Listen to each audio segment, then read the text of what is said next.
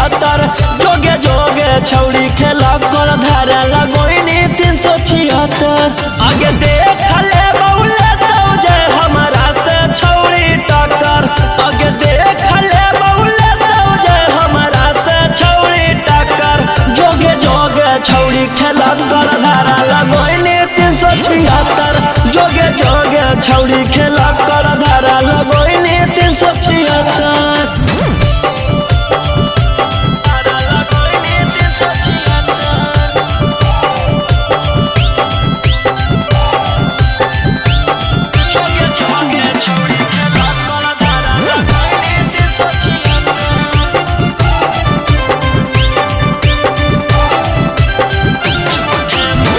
झूठे मूठे के छौड़ी हमारा फसावोहिंगे जाई के थाना में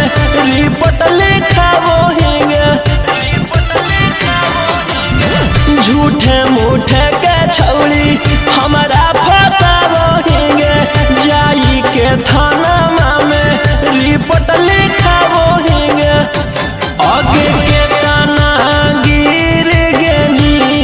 कि हमारा गिरावेला भीड़ गेनी आगे कुछो नहीं बिगड़ दो केतनो कतमी थाना में चक्कर आगे कुछो नहीं बिगड़ दो केतनो कतमी थाना में चक्कर जोगे जोगे छौड़ी खेला कर धारा लगैनी 376 जोगे जोगे छौड़ी खेला कर धारा लगैनी 376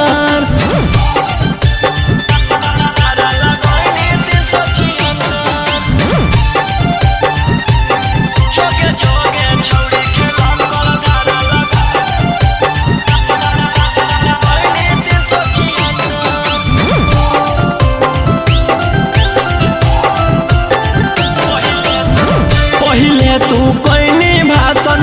मीडिया में जाई के कि तोरा मिलतौ छौड़ी हमारा फसाई के पहिले तू कोई भाषण मीडिया में जाई के कि तोरा मिलतौ छौड़ी हमारा फसाई के कि जहिया जेल होतौ फिर बेल लेके उहे खेल होतौ आगे रोही राऊ सनवा दिलवा कैले हकौ पत्थर